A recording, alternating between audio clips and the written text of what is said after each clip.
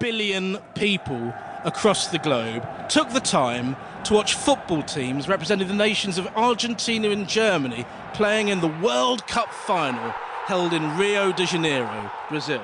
Now, how many of you watched any of the games in the World Cup? Yeah. That is quite a lot of you. Now, by the time it came to the Argentina-Germany final, how many of you cared passionately which team won? Yeah. There you go.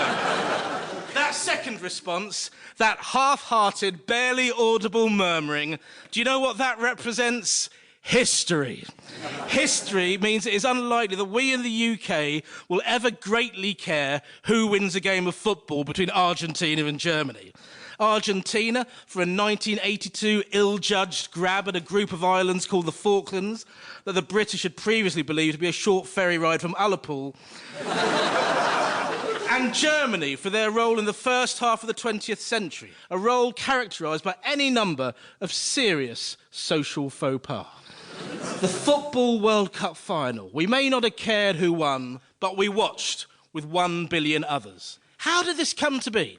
How is it possible that 25 or so Argentinians and Germans kicking a leather ball around in Brazil became the biggest thing in the world? The first question, really, for a start, how did the nation of Brazil become the most synonymous with football? Tonight, I'm going to try and explain the chain of weird and wonderful historical events that allowed this to happen. But before I start, does anybody have any ideas themselves?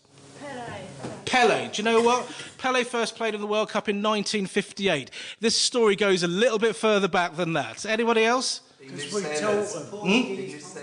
English sailors who went to Brazil. We're getting there. Portuguese conquerors? Exeter City. All right, we've got a lot of different answers. The Portuguese conquerors over there is the closest we have to an answer, really, because to begin to understand the question, we need to go back many years to a man called Henry the Navigator. Now, who was the guy who mentioned Portuguese conquerors? Oh. Right, smarty pants. What can you tell me about Henry the Navigator? Oh, absolutely nothing at all. Nothing at all? Yeah, no, I made the jump because Brazilian people speak Portuguese. Thank you very much for your help, minimal as it was. It all started in August 1415 in a North Moroccan port city, which is spelt C-E-U-T-A, pronounced Ceuta. Now it's become something of a cliché for Western Europeans to find themselves when travelling to more exotic places. For centuries, the tedious stories of self-realisation in foreign lands have riddled the twin worlds of literature and Facebook.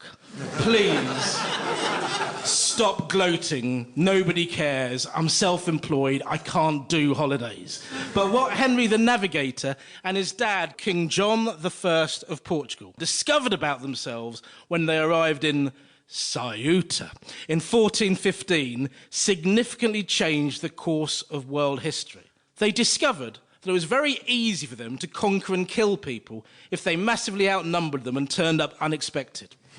8,000 dead Moroccans later, the city of Ceuta belonged to Portugal, and thus began the golden age of discovery. I suspect some of you are thinking, this is all very well, what has any of this to do with the World Cup final? Be patient. I shall explain, eventually. Henry the Navigator's brief adventures in Morocco led to Portugal becoming global leaders on two fronts, the African slave trade and exploration. Until the 15th century, no European explorers had managed to navigate further south than Cape Bojador, a treacherous sea passage off the coast of Western Sahara. Now, equipped with the best cartographers and an insatiable appetite for buying and selling of spices, gems, and indeed Africans, they sent out fleet after fleet to travel down the coast of Africa, a tide which wasn't stemmed by the death of Henry the Navigator in 1460. And inevitably, Spain got jealous. A deeply God-fearing Catholic country, the Spanish nonetheless chose to ignore the commandment, "Thou shalt not covet thy neighbour's achievements in global exploration." And so, King Ferdinand of Aragon and his wife, Queen Isabella of Castile, who were a couple so powerful they made Beyoncé and Jay-Z look like Richard and Judy, pooled their funds together. And as a result, as every school should know, in 1492...